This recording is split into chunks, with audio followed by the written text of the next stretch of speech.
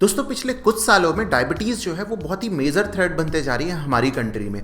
पहले तो ये अक्सर ऐसा होता था कि ओल्ड एज में होता था या फिर टाइप 1 डायबिटीज़ बच्चों में होती थी, और आज की डेट में ये कई सारे अलग अलग एज ग्रुप्स में होते जा रही है क्योंकि हमारी लाइफस्टाइल जो है अलग तरह से बदलते जा रही है हर किसी की। आइए देखते हैं इस वीडियो में। नमस्कार दोस्तों, मेरा नाम है अभिषेक और आप देख रहे हैं मेडीबडी।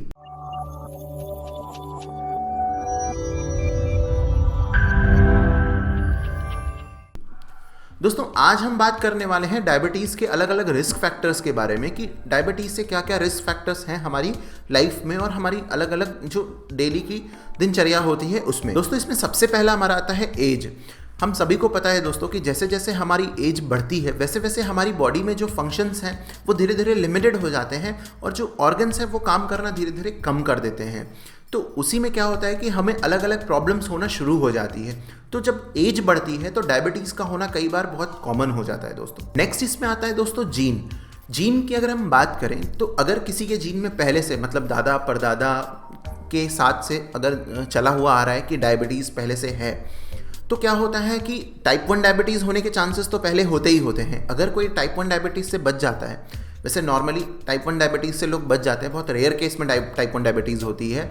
लेकिन अगर टाइप 1 डायबिटीज़ नहीं होती है तो टाइप 2 डायबिटीज़ जो कि बाद में होने के चांसेस होते हैं उसके चांसेस बहुत ही ज़्यादा बढ़े हुए रहते हैं। अगर लाइफस्टाइल ज़रा सा भी ख़राब हुई, खान पान ज़रा सा भी ख़राब हुआ तो उसके होने के चांसेस बहुत ही ज़्यादा बढ़ जाते हैं क्योंकि जीन में वो ऑलरेडी होता है। उसके बाद फिर नेक्स्ट आता है दोस्तों ओबेसिटी की बात करें यानी कि मोटापा आज की डेट में बहुत ही ज़्यादा कॉमन हो गया है क्योंकि सबकी लाइफस्टाइल ऐसी हो गई है कि कोई अपने खान पान पे इतना ज़्यादा ध्यान दे नहीं रहा है, फिजिकल एक्टिविटीज़ पे उतना ज़्यादा ध्यान दे नहीं रहा है, तो मोटापा लोगों में बढ़ता ही जा रहा है।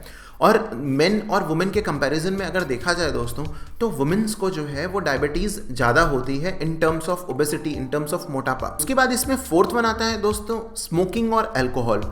स्मोकिंग और अल्कोहल उतना ही इफेक्ट डालते हैं जितना कि जैसे कि स्मोकिंग आपका फेफड़ों पे असर डालता है और अल्कोहल आपके लिवर पे असर डालता है, उसी तरह से ये दोनों मिलकर के हमें डायबिटीज़ होने में भी बहुत ज़्यादा बढ़ावा देते हैं दोस्तों। स्मोकिंग और अल्कोहल ज़्यादा हो जाता है मतलब सेडेंटरी लाइफस्टाइल ज़्यादा हो जाती है दोस्तों, तो हमारा खान पान भी ख़राब हो जाता है और उससे डायबिटीज़ होने के चांसेस बहुत ज़्यादा बढ़ जाते हैं।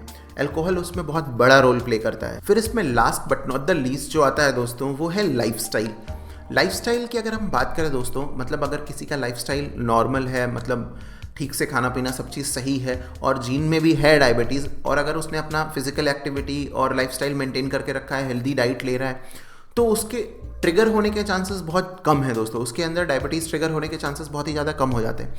लेकिन अगर किसी के जीन में ऑलरेडी है डायबिटीज़ और उसके लाइफस्टाइल भी ख़राब होते हैं, यानी कि खान पान का सही ध्यान नहीं रखना, अनहेल्दी खाना खाना, अल्कोहल ड्रिंकिंग, ये सब चीज़ें अगर रहती हैं, सेडेंटरी लाइफस्टाइल, सही टाइम पे सोना नहीं, ये सब चीज़ें अगर रहती हैं तो डायबिटीज़ होने के जो चांसेस हैं वो बहुत ही ज़्यादा हाई हो जाते हैं। मतलब वो ट्रिगर बहुत जल्दी हो जाती है, अर्ली एजेस में कई बार ट्रिगर हो जाती है दोस्तों। 20-25 सालों में भी लोगों को ट्रिगर हो जाती है। ये आज की डेट में कॉमन होते जा रहा है और अगर लाइफस्टाइल सही रखते हैं तो हम इन चीज़ों से बच सकते हैं। लाइफस्टाइल सही रखने का मतलब दोस्तों कि प्रॉपर डाइट, एकदम हेल्दी खाना और फिजिकल एक्टिविटीज़ सही रखना, मतलब फिजिकल एक्टिविटी करते रहना, उसी के साथ साथ टाइम पे सोना, ये सब चीज़ें बहुत ज़्यादा मायने रखती हैं दोस्तों हमारी हेल्थ के लिए, ओवरऑल हेल्थ के लिए। और अगर लाइफस्टाइल चेंजेस हम सही कर लेते हैं अपनी लाइफ में तो हार्ट और बीपी की प्रॉब्लम से भी हम बचे रह सकते हैं।